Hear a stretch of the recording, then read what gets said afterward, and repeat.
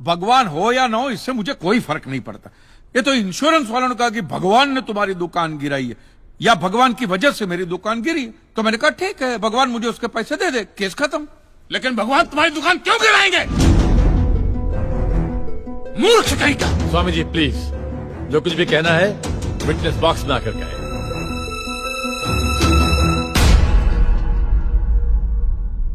एतस्य पातिकीं क्षम्यताम्, एतस्य पातिकीं क्षम्यताम्। ईश्वर इसके पापों को क्षमा करे। भगवान तुम्हारी दुकान क्यों गिराएंगे? मैं भी तो वही कह रहा हूं, भगवान मेरी दुकान क्यों गिराएंगे? उनको तो बहुत और भी इंपॉर्टेंट काम होते होंगे। तो आप ये इंश्योरेंस वालों से कह के मेरे पैसे दिला दीजिए, बात खत्म हो जाती है। इंश्योरेंस कंपनी भी आपके पैसे क्यों दे? इंश्योरेंस के टर्म्स एंड कंडीशंस पर आपकी साइन है। Exhibit number 1 sir. बस तो मिलोट फिर मुझे भगवान को ही पकड़ना पड़ेगा। तो फिर बुलाइए वो राम जी, शिव जी, गणपति, जिससे भी आपकी पट्टी कीजिए, हड़गुम्बा तांडव बिंडो करके उधर। मूर्ख!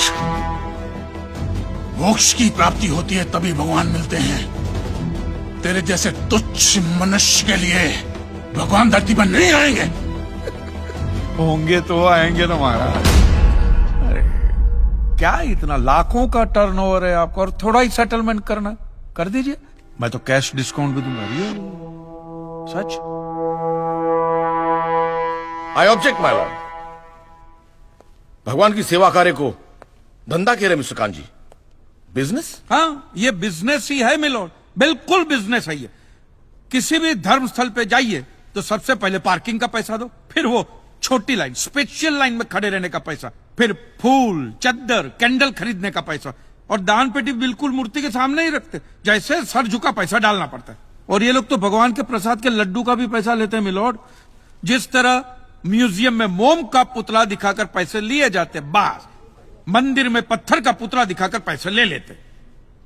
और पुजारियों की तो सैलरी भी होती है, इनकी छोटी है, उनकी बड़ी है। और आपको तो इनकम टैक्स में भी बेनिफिट है कि नहीं है?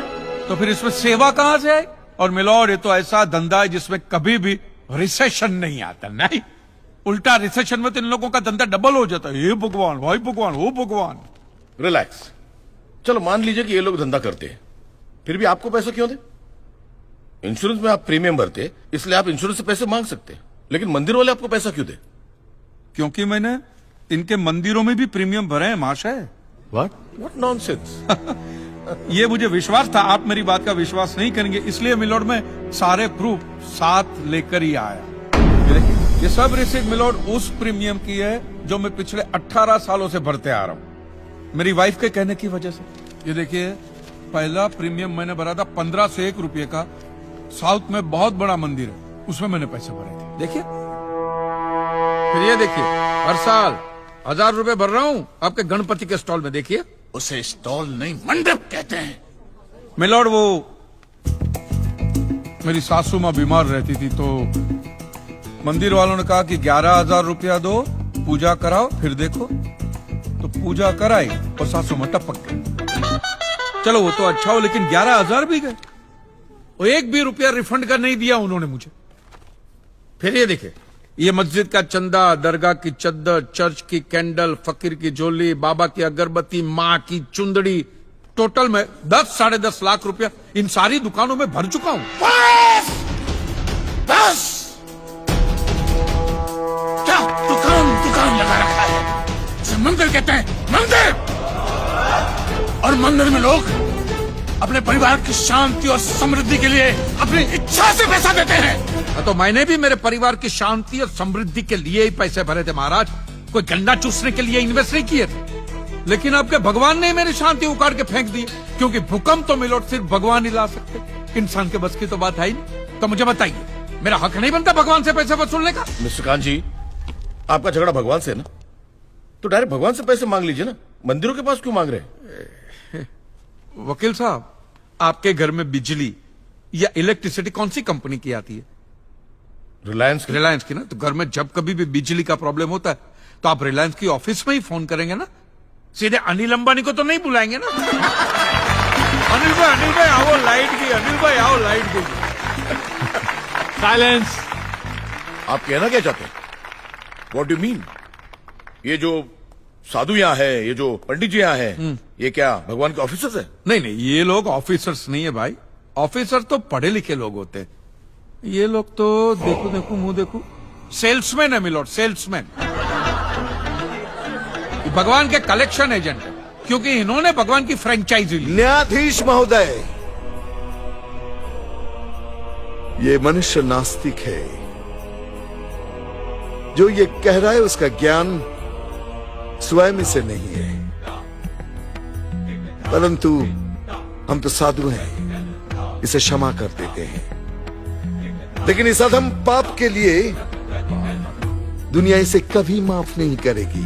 तेरा घर से निकलना कठिन हो जाएगा अगर भगवान के विरुद्ध कुछ भी कहा तूने।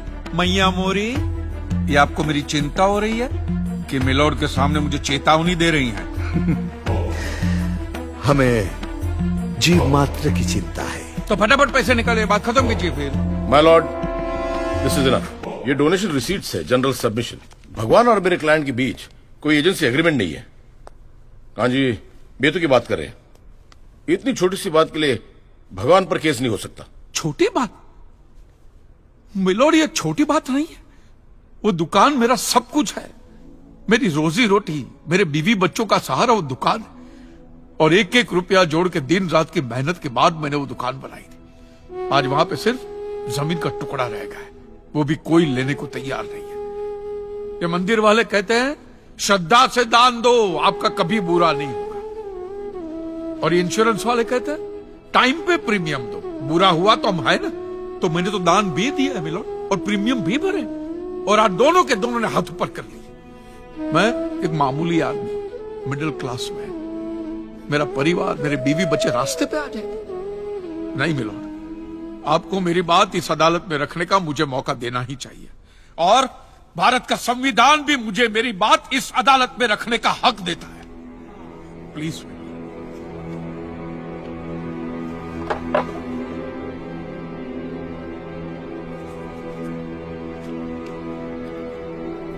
एक मिडिल क्लास बिजनेसमैन के लिए 1 करोड़ रुपए बहुत बड़ी रकम होती है, और खास तौर से सवाल जब उसके सर्वाइवल का हो। इसलिए ये अदालत कांजीलाल जी के मुकदमे को एक्सेप्ट करती है।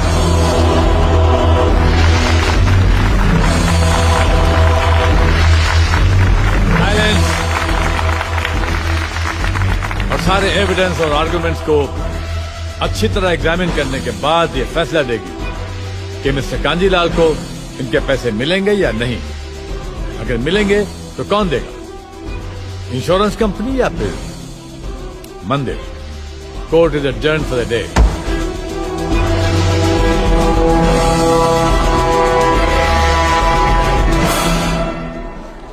रुकिए रुकिए महाराज, अब आप लोगों को जितनी पूजा करनी हो, आरती करनी हो, जितना घंटा हिलाना हो, सब हिला लीजिए। आपके भगवान ने मेरे अकेले की दुकान गिराई है ना, तो अब मैंने अकेले ने उसकी सारी दुकानों